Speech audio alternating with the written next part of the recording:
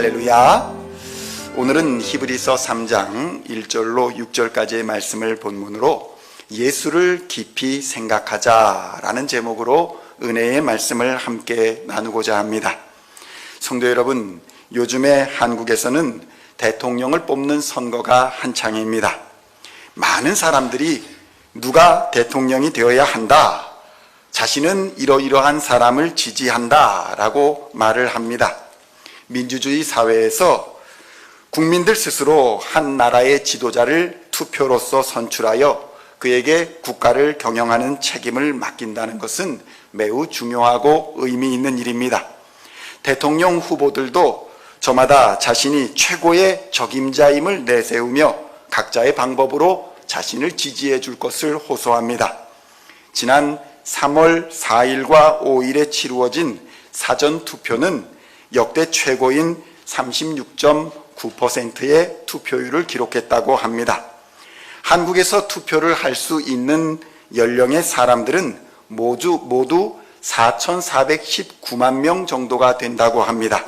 이 중에 1,632만 명 정도가 이미 투표를 완료했다고 합니다. 나라의 미래를 위해 관심을 가지고 자신의 소중한 한 표를 행사하는 것은 매우 중요한 일입니다.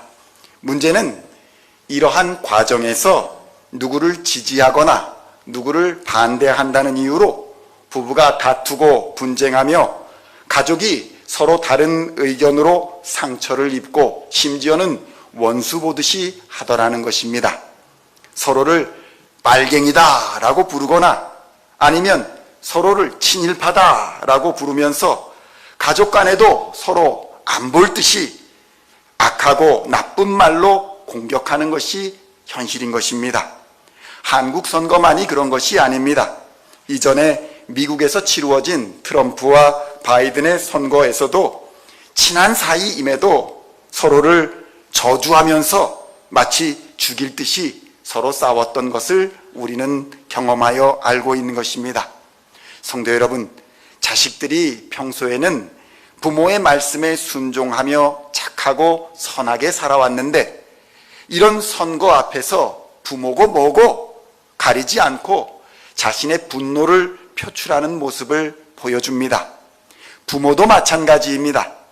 평소에는 목숨까지도 바쳐서 사랑할 것처럼 아끼고 사랑하던 자식들을 자신과 정치적인 견해가 다르다고 철천지 원수를 대하듯이 자식들을 욕하고 무시하는 현상을 보고 있는 것입니다. 성도 여러분, 나라의 지도자를 뽑는 것이 아무리 중요하다고 하더라도 그들 정치인들이 과연 여러분의 가족을 욕하며 저주하며 버리면서까지 사랑해야 할 그 정도로 중요한 사람들인가? 이것을 잘 생각해 보아야 할 필요가 있습니다. 여러분의 가족을 분열시키고 깨뜨리면서까지 그들 정치 지도자들이 뭐 그리 대단한 사람들일까요? 선거의 뜨거운 열기 속에서 우리 자신을 진지하게 되돌아보는 시간을 갖기를 원합니다. 나는 과연 내가 지지하는 그 사람들보다, 아니 그만큼이라도 열심히 내 가족을 사랑하고 있는가? 나는 내가 선전하고 당선되기를 갈망하는 그 사람보다 예수님을 조금이라도 더 사랑하고 있는가? 성도 여러분, 많은 사람들이 이러저러한 이유로 자신이 지지하는 사람이 대통령이 되어야 한다 이렇게 말합니다. 가짜인지 진짜인지 모를 이야기들을 가지고 열정적으로 상대방을 공격하거나 때로는 자신이 지지하는 사람이나 당을 변호합니다. 참 자세히도 알고 있는 사람들이 우리 주변에는 많습니다. 성도 여러분, 저는 정치에 관심을 가지는 그것이 나쁘다라고 말하는 것이 아닙니다. 제가 말씀드리고자 하는 것은 우리는 과연 그만큼의 열정을 가지고 예수님을 지지하고 있는가 하는 것입니다. 그만큼 예수를 우리가 깊이 알고 있는가? 그만큼 뜨겁게 예수를 세상에 전하고 있는가? 우리 스스로를 돌아보자는 것입니다. 어떤 사람들은 자신이 지지하는 후보가 당선이 되면 세상이 바뀔 것이라고 믿습니다. 반대로 자신이 지지하지 않는 후보가 당선이 되면 이 세상이 망할 것이다, 이렇게 믿는 사람들도 있습니다. 대통령 후보들을 향한 지지와 믿음은 어떤 측면에서 보면 거의 종교와도 같습니다. 그렇다면 한번 생각해 보십시오. 하다못해 누가 대통령이 되는가에 따라서 나라와 또 내 삶에 이토록 큰 영향을 미친다라고 한다면 생명이 되시는 예수 그리스도를 믿지 않는 세상은 과연 어떻게 될 것인가? 그런 세상의 종말을 알기 때문에 우리는 예수 그리스도의 생명과 구원의 복음을 세상에 전해야 하는 것입니다. 우리를 구원과 생명으로 인도하는 것은 세상의 지도자들이나 지식이나 재물이 아닙니다. 생명과 구원은 오직 하나님의 아들이신 예수 그리스도께 있다는 것을 믿고 하나님의 십자가 사랑을 전함으로써 하나님의 사랑과 평화를 여러분의 가정과 직장과 사역 위에 선포해야 하는 것입니다.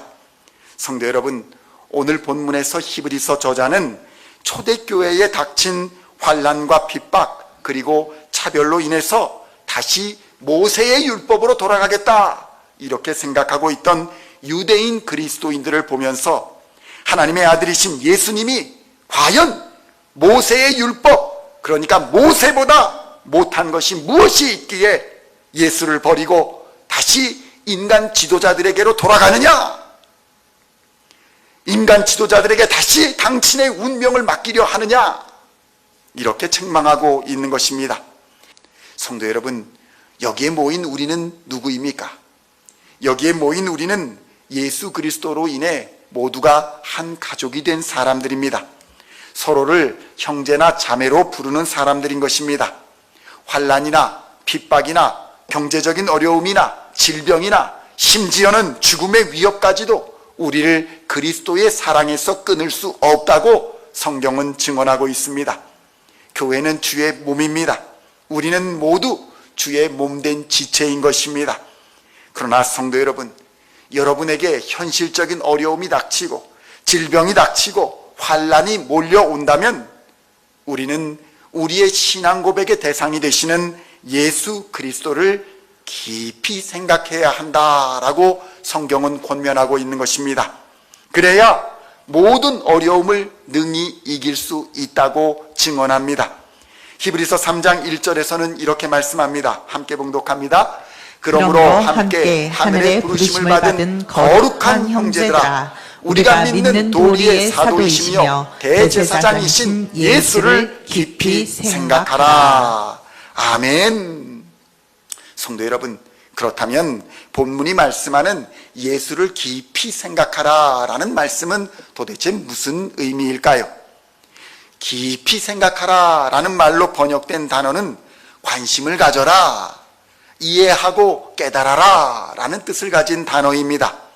따라서 예수를 깊이 생각하라 라는 이 말씀을 좀 더 세밀하게 다시 번역을 해본다면 예수님에게 깊은 관심을 가지고 예수님을 보고 깨달으라, 이 말씀인 것입니다.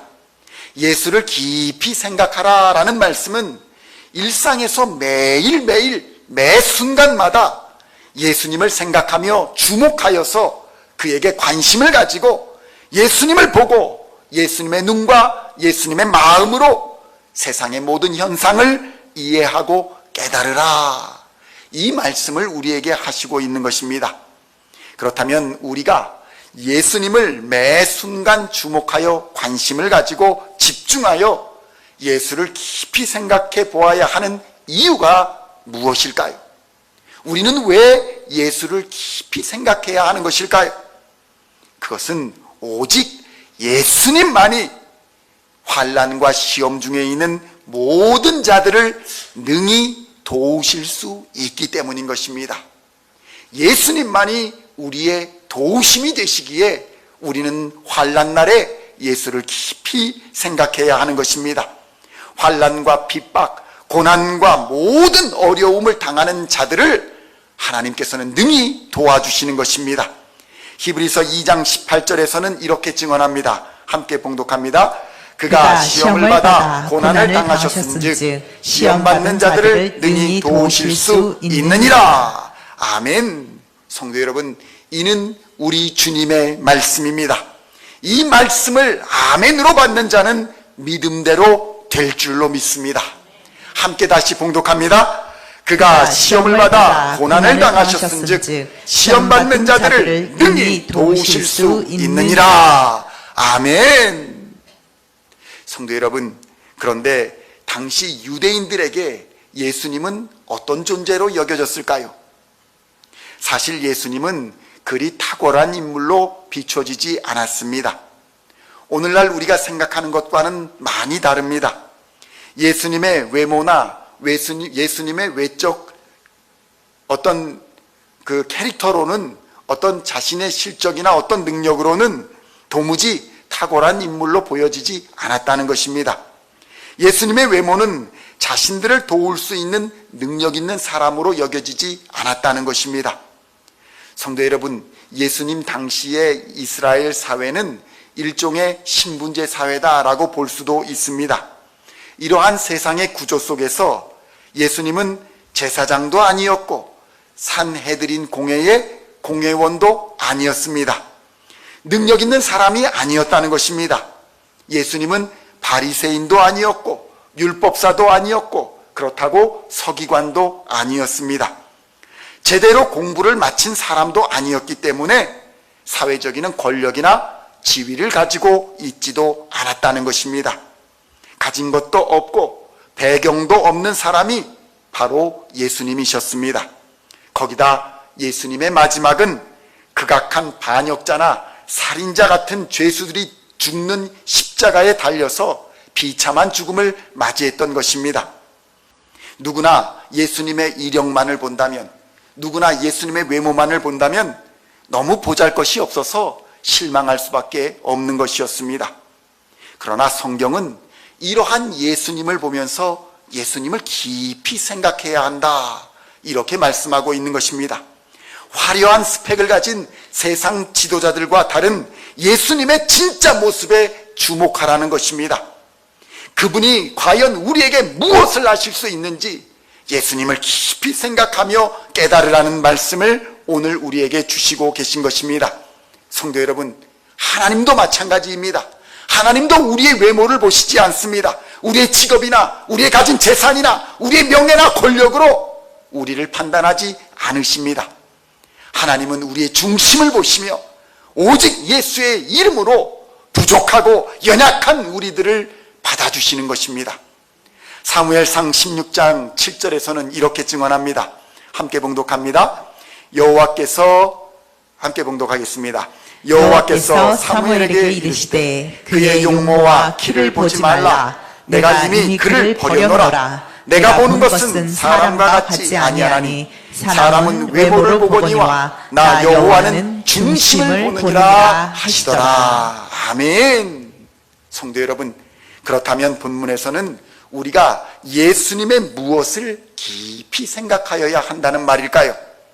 첫째로는 예수님이 하나님의 사도가 되신다, 이것을 깊이 생각하라는 것입니다. 히브리서 3장 1절의 말씀을 다시 함께 봉독합니다. 그러므로 함께 하늘의 부르심을 받은 거룩한 형제들아, 우리가 믿는 도리의 사도이시며 대제사장이신 예수를 깊이 생각하라. 아멘.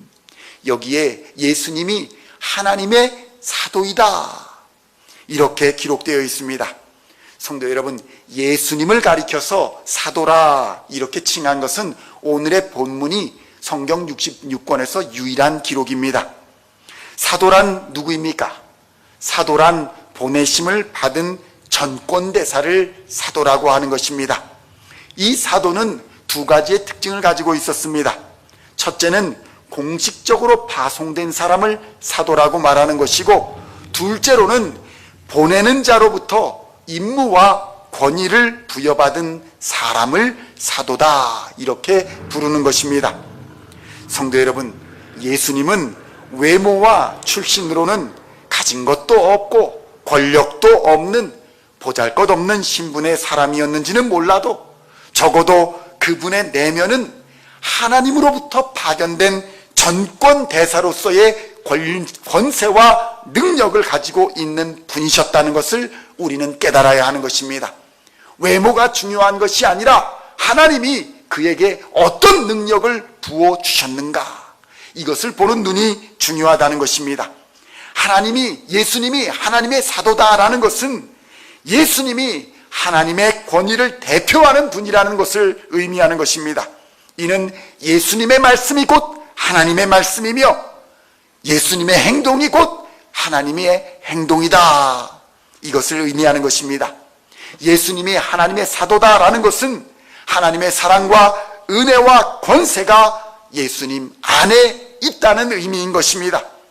그래서 우리가 예수님의 말씀에 귀를 기울이는 것은 곧 하나님의 말씀에 귀를 기울이는 것과 같다는 말이 되는 것입니다. 성도 여러분, 그렇다면 이같이 전권 대사인 사도 직분을 가지신 예수 그리스도께서 우리에게 과연 무엇을 해주실 수 있으실까요? 성도 여러분, 예수님은 하나님의 전권 대사로서 여러분을 하나님의 권세와 능력으로 보호해 주시며 인도해 주십니다. 우리가 예수님의 이름을 부르짖을 때에 하나님께서 그의 기도를 들으시고 친히 응답하여 주신다는 것입니다. 성도 여러분, 예수님은 그의 사역 속에서 이러한 권세와 능력을 친히 나타내 보여주셨습니다.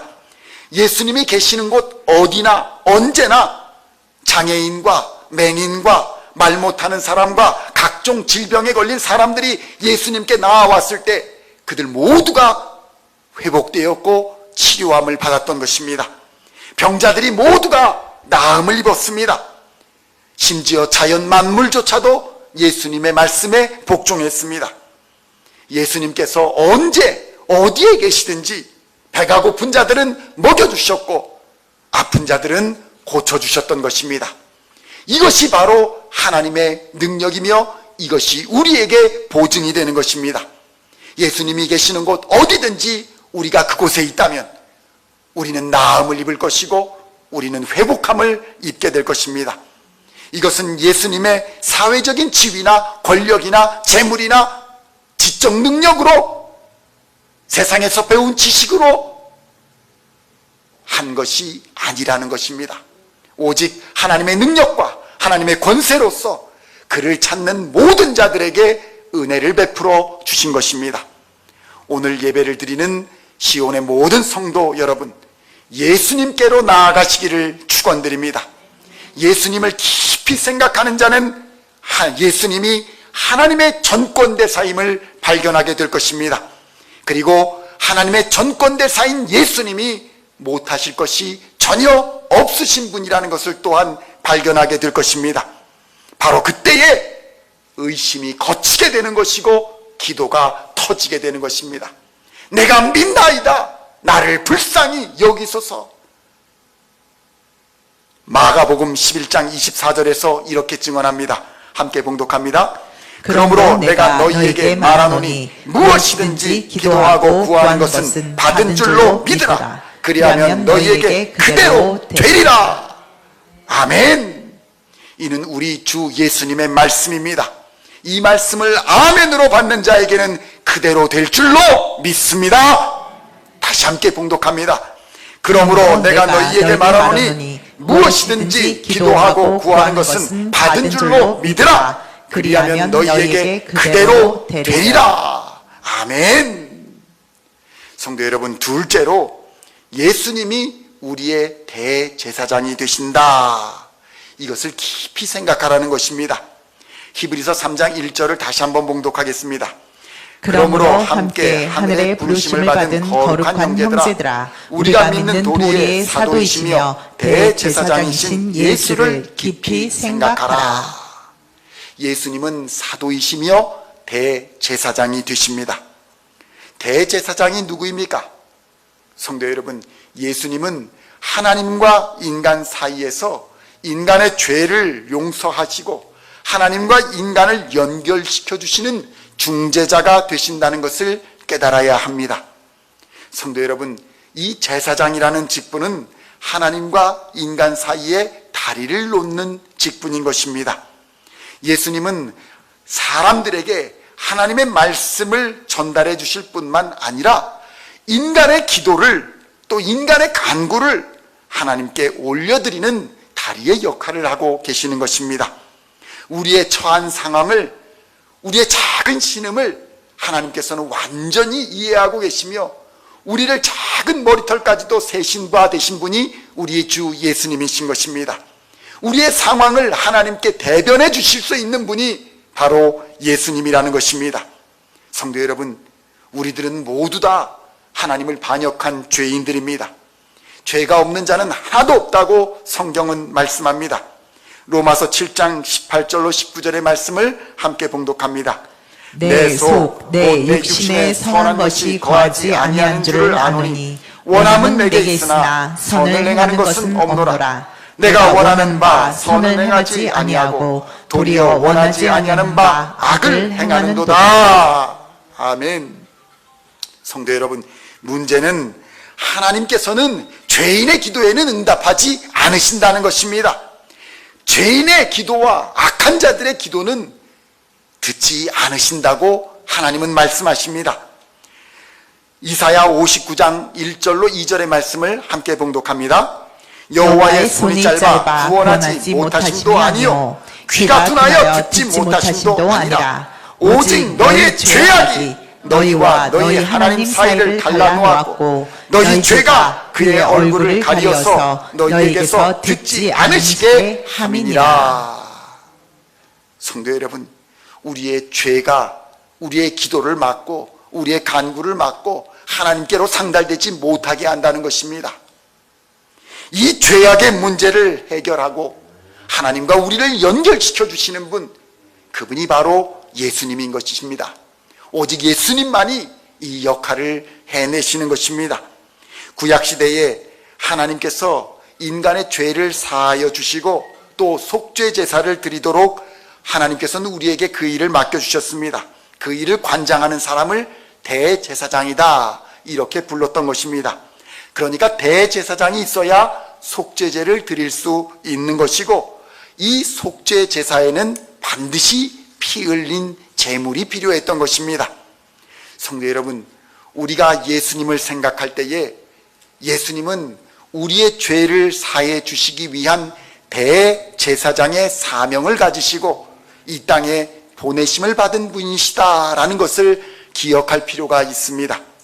그런데 예수님이 대제사장으로서 우리의 죄를 속해 주시는 이 속죄의 사명을 감당하실 때에 다른 짐승의 피를 내어서 양을 잡아서 소를 잡아서 하신 것이 아니라 예수님 자신이 직접 흠이 없고 정결한 속죄 제물이 되셔서 우리를 위하여 십자가에서 피 흘려 죽어 주셨다는 것입니다. 예수님은 우리의 대제사장이 되셔서 십자가의 고난을 받으시고 피를 흘리시고 돌아가심으로써 완전한 구원을 우리에게 베풀어 주신 것입니다. 그러니 이제 우리는 더 이상 과거의 발목이 잡혀서 과거의 죄 때문에 죄의 종노릇을 하면서 살지 않아도 되는 것입니다. 더 이상 죄와 마귀의 종노릇을 하지 말아야 한다는 것입니다. 성도 여러분, 우리는 예수의 피로 죄와 사망의 권세에서 자유를 얻었습니다. 옛사람을 벗어버리고 새 사람이 된 것입니다. 예수를 믿으면서, 예수를 대제사장으로 믿으면서 자꾸 과거로 돌아가지 마십시오. 자꾸 더러운 옷을 찾지 마십시오. 우리는 더 이상 과거와 연결될 수 있는 사람이 아닙니다. 우리는 새로운 사람이 된 것입니다. 이 모든 것이 예수 그리스도의 십자가 은혜로 우리에게 주신 은혜를 받은 것입니다. 성도 여러분, 우리가 이렇게 하나님 앞에 예배 드릴 수 있는 것도, 또 매일을 하나님의 뜻을 따라 하나님의 마음을 따라 살아갈 수 있는 것도, 또 기도로서 하나님 앞에 나아올 수 있는 것도 모두가 예수님께서 우리를 위하여 십자가에 달려 돌아가신 그 은혜와 사랑이 있었기 때문입니다. 성도 여러분, 예수를 나의 주, 나의 하나님으로 믿으면서도 더 이상 죄와 거짓에 매여서 종노릇하는 생활을 청산하십시오. 벗어버리십시오. 예수의 이름으로 죄와 교만함의 올무를 끊어버리시고 자유함을 얻으시기를 축원드립니다. 여러분의 죄와 교만함과 두려움과 온갖 염려들을 십자가에 못 박아 버리시기를 축원합니다. 한 줌도 안 되는 별것 아닌 인간의 자존심 때문에 세상을 두려워하며 열등감으로 고통받지 마십시오. 십자가 앞에 무릎 꿇고 예수님을 나의 주 나의 하나님으로 겸손히 고백하는 자는 누구든지 하나님의 자녀로서의 자존감을 얻게 될 것입니다. 예수님이 누리셨던 자유함을 얻게 된다는 것입니다. 예수님은 백도 없고 배경도 없었습니다. 예수님은 권세도 없고 재물도 없고 능력도, 세상이 말하는 능력도 없었습니다. 그러나 예수님 안에는 자유함이 있었습니다. 성령이 역사하는 자유함이 있었습니다. 그 누구보다도 하나님의 아들로서의 정체성을 가지고 있었다는 것입니다. 우리가 예수를 대제사장으로 받아들일 때에 우리도 그 자유함을 함께 누리게 될 줄로 믿습니다. 성도 여러분, 분노와 저주, 분열과 다툼이 가득한 세상에서 우리는 예수를 깊이 생각해 보아야 합니다. 왜냐하면 인간의 유일한 소망은 예수 그리스도밖에는 없기 때문입니다. 성도 여러분, 선거철입니다. 그러나 우리가 반드시 기억해야 할 것이 있습니다. 어떠한 대통령 후보도, 어떠한 사람도 이러한 예수님의 권세와 능력, 그리고 대속의 은혜, 화해와 평화의 은혜를 베풀어 주시지 못한다는 것입니다. 그분들이 아무리 대단한 사람들이라 할지라도 감히 우리 주 예수 그리스도와 비교할 수 없다는 것입니다. 성도 여러분, 다툼과 분열이 가득한 시대를 살아갑니다.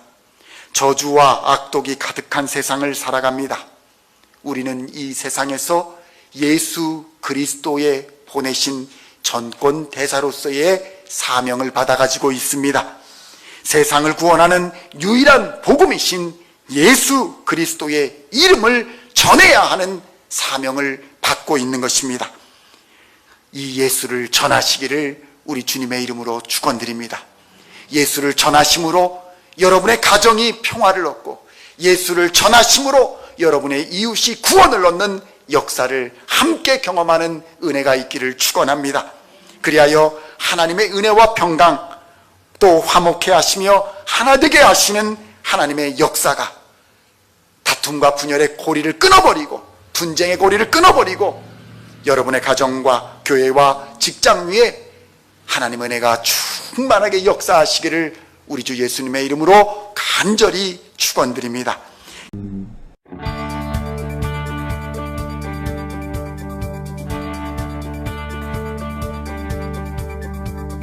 Singing songs of thy praise, we are coming to you, dancing before